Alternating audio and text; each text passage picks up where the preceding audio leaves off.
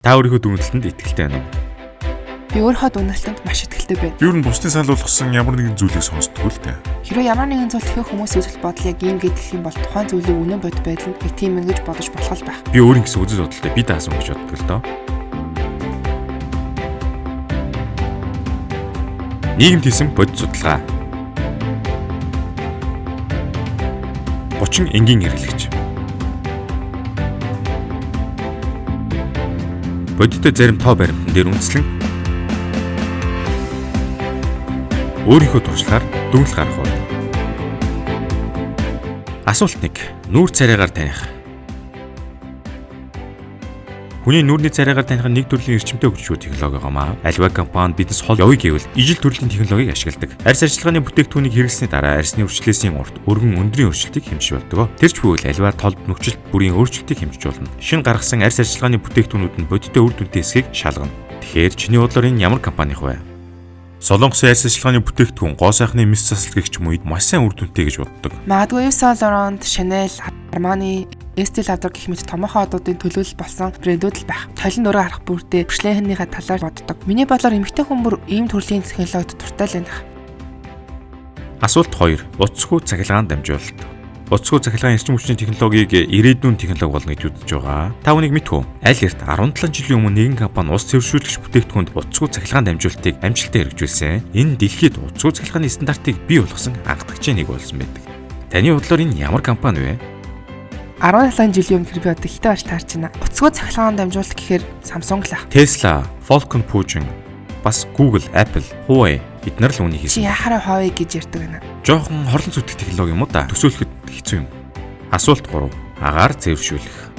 Агарын бохирдол маш их байгаа нь агаар цэвэршүүлэгчийн зах зээлийг маш ихээр хөгжүүлж чадсан. Нэгэн компани агаар цэвэршүүлэгч л шүүлтүүр хийх боломжтой мөхлөхийн диаметр нь тэг 1009 мм хүртэл жижиг байх боломжтой. PM 2.5-ын 3.1 гэсэн үг. Харин бусад ижил төрлийн агаар цэвэршүүлэгч зөвхөн хэдэн 1.1 мм-ийг шүүж чаддаг байна. Зөрүүн 100 дахин ялгаатай. Таны бодлоор энэ ямар компани вэ? Xiaomi юу?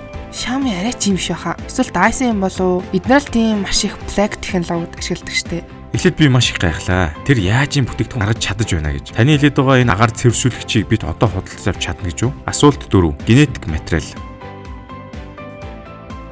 Хятадын эмийн ургамлыг нунтгалсны дараа төрөл бүрийн зүйл холиход маш хялбар байдаг. Гэвч түүний үйлчлэлийг нь маш ихээр алдагдуулдаг. Тэгвэл нэг л компани энэ генетик таних технологиг түүхийн эдийг тодорхойлоход ашигладаг. DNA үүднээс бүтээгдэхүүний үйлчлэлийг баталж чаддаг. Таны бодлоор энэ ямар компани вэ? Тонгрын танк байхаа. Минь санахад хятад им номер 1 байх гэж бодож байна. Сая нэг түлхүүр хэллээ. Тэргүүлэх гэж. Бусад ижил төрлийн бизнестэй тэр бол номер 1. Энэ компани чанарын хяналт бол нэлээд чанга. Хэрэв үнэхээр байдаг бол тэр мэдээж улс орон ард түмэнд тустай хүн төрөлхтөнд аз жаргалыг авчирч таараа. Асуулт 5. Био задралд орох боломжтой юу?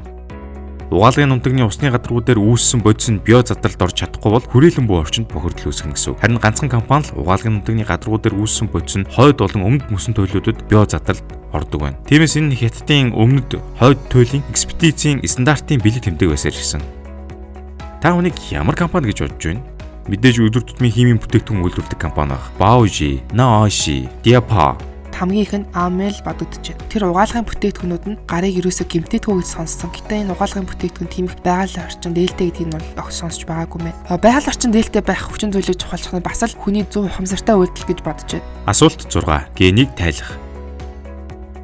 2017 оны 12 сард нэгэн компани Хятадын анагаах ухааны шинжилгээ ухааны активтэй хамтран дэлхийд анхудаа хризантем төрлийн ургамал болох удвал цэцгийн геномыг бүхэл бүтэн дарааллыг гаргасан. Энэ тухайн ургамлын геном судлалын чухал бэлэг тэмдэг болсон гэж тооцдог. Таны бодлоор энэ ямар компани гэж бодож байна? Huada генетикийн компани баг. Генетикийн дараалал гэж харахаар нүний тийм жирэмсэн болохоос эхлээд хүүхд төрөх хүртэл үеийг л хэлнэ гэж ойлгодог шүү дээ. Үнээр гайхалтай санагдаж байна. Мэдээж Германы компани л байх. Энэ төрлийн технологи миний мэдэх хамгийн супер гэх зүйлээс хит холд авсан зүйл байна ер нь.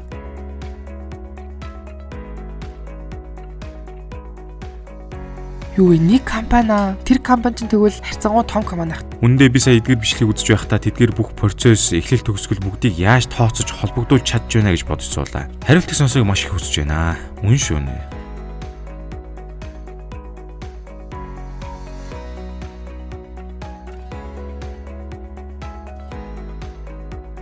Амэ? Үнэн гэж үү? Ийм олон зүйл бүх түүнийх гэж үү? Үгүй л үүдээ миний санахад би өмнө Amway-гийн эрүүл мэндийн бүтээгдэхүүний талаар л сонсч байсан. Үндэ манай гэртээ Amway угаалгын нутаг байдаг штеп. Amway брэндүүд ийм том болтлоо хөгжчихсөн гэж үү? Би өөр нь бусдад үргэлж Amway-гийн бүх төрлийн бүтээгдэхүүнээс л авч өгдөг хэдий ч ийм супер гэж бодсонгүй. 100 хятад хүн Amway-гийн талаар бүгд өөр өөр үзэл бодолтой байж болох ч